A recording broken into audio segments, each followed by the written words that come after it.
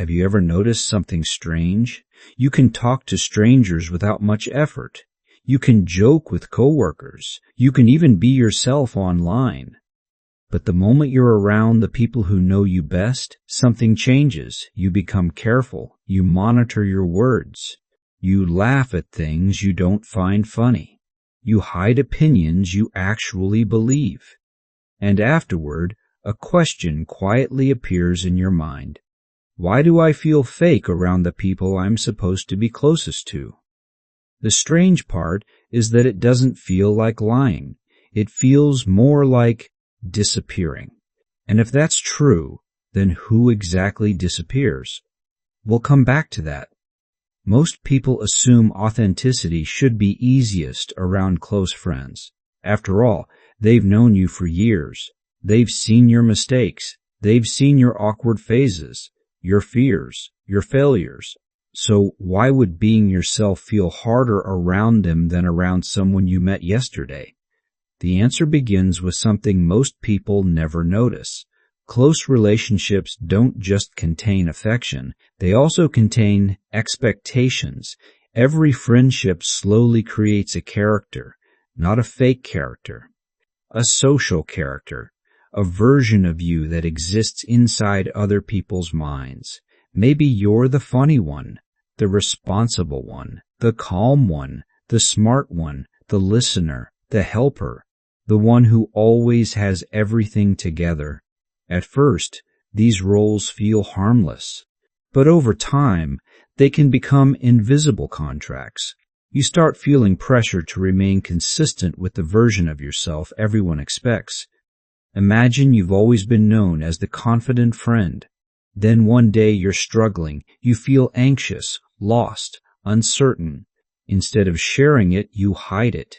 Not because you're dishonest, because revealing it feels like breaking character. The more years a friendship contains, the stronger this pressure can become. You stop asking, what do I actually feel? And start asking, what version of me should show up here? That's where the feeling of being fake begins, not in deception, but in self-editing. Small edits, tiny adjustments, until eventually you realize you become a careful manager of impressions, even around people you trust. And the strangest part, most of it happens automatically. You aren't consciously pretending, you're adapting, which raises an important question. If this pattern develops naturally, why does the brain create it in the first place? Before we answer that question, something needs to be clarified. Feeling fake around close friends doesn't mean you're broken. It doesn't mean you're manipulative.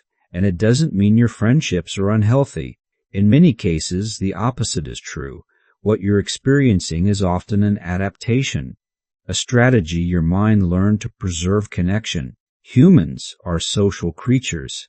For most of history, belonging wasn't a luxury. It was survival. Being excluded from the group carried real consequences. Your nervous system still carries traces of that ancient reality. So when a relationship matters deeply, your brain becomes more protective, more cautious, more attentive to social risk. The irony is that the relationships you value most can trigger the strongest self-monitoring, because losing those relationships feels more costly. In other words, the feeling of being fake is often evidence that your brain cares, not evidence that something is wrong. But caring can sometimes become overprotecting, and that's where things get complicated, because the very system trying to protect connection can slowly weaken it. To understand why, we need to look at what happens beneath awareness. Think of your brain as a prediction machine. Its primary job isn't to discover truth. Its primary job is to reduce uncertainty. Every social interaction becomes a prediction problem. How will they react? Will they approve? Will they reject? Will they understand? Over time, your brain gathers data, thousands of conversations, thousands of reactions, and from that information, it builds a model. a mental map of who people expect you to be. Here's the metaphor. Imagine carrying a backpack filled with social mirrors. Each mirror reflects a different version of you. One mirror shows the funny friend. Another shows the reliable friend. Another shows the strong friend. When you're around close friends, those mirrors become highly visible. You start seeing yourself through them. The problem isn't that the mirrors exist. The problem is forgetting they're mirrors and treating them as reality. Psychologists sometimes describe this process through self-monitoring. High self-monitoring means paying close attention to how you're being perceived and adjusting accordingly. This can be useful. It helps people navigate social situations. But when it becomes excessive, your attention shifts away from your internal experience. Instead of listening inward, you're constantly scanning outward. The result is a split. One part of you is experiencing life. Another part is watching yourself experience life. And maintaining that split requires energy. That's why some social interactions leave you feeling exhausted. Not because of the conversation itself, because you've been running two processes at once, living and monitoring. The more important the relationship feels, the more active that monitoring system becomes, which creates another paradox. The stronger your desire for genuine connection, the more likely you are to hide the parts that feel risky. And yet those hidden parts are often exactly what create closeness. So how do you loosen this pattern without forcing yourself to become someone else? Number 1, notice the performance. Don't fight it. The first step is surprisingly simple. Notice when you're performing, not with judgment, with curiosity. The moment you catch yourself editing a thought, ask, what am I protecting right now? This works because awareness activates reflective processing instead of automatic processing. You're moving from habit into observation. For example, maybe you're about to share an opinion, but stop yourself. Instead of immediately staying silent, pause. Ask what you're afraid might happen. Sometimes the answer reveals more than the conversation itself. Number 2, share 1 degree more truth. Many people think authenticity means revealing everything. It doesn't. The brain dislikes sudden uncertainty. Massive personality shifts often trigger defensive reactions. Instead, think in degrees. Share 1 degree more truth than usual, not 10 degrees. 1.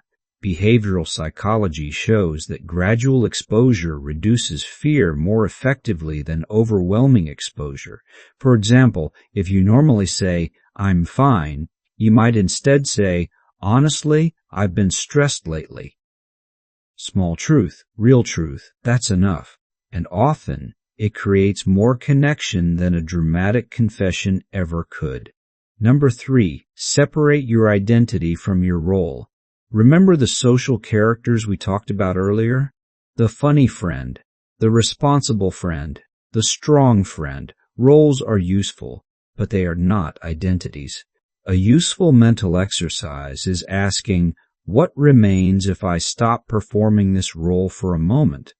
This works because the brain tends to confuse repeated behavior with permanent identity. Creating distance weakens that fusion. For example, if you've always been the helper, try allowing someone else to help you. Notice the discomfort. Then notice that the friendship survives. That experience teaches your nervous system something important. You are more than your role. Number 4, let people update their mental model.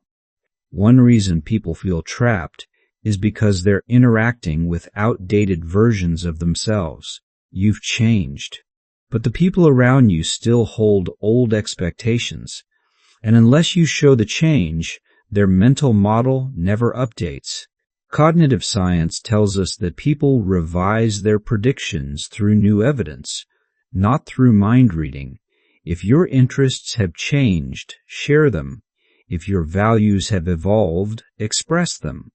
If you become quieter, kinder, more ambitious, or more thoughtful, let people see it. Real relationships need updated information. Otherwise, both sides end up relating to old versions. Number 5. Pay attention to where you feel relief. This final step is subtle. After every interaction, ask yourself, when did I feel relief? Not excitement, not approval. Relief. Relief often appears when the monitoring system briefly turns off, when you stop performing, when you stop calculating, when you stop managing impressions. Those moments are clues. Your nervous system is quietly pointing toward authenticity. For example, maybe the best part of the evening was a small, honest conversation in the kitchen, not the group discussion, not the jokes. Just one moment where you forgot to manage yourself. Pay attention to those moments. They reveal where the real you already exists. Integration. Imagine authenticity not as removing all masks, but as lowering the volume of the internal audience.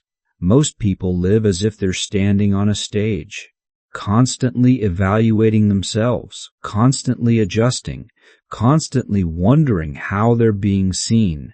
But genuine connection usually happens when the spotlight softens. When attention returns from the audience to the experience itself, the goal isn't to become perfectly authentic.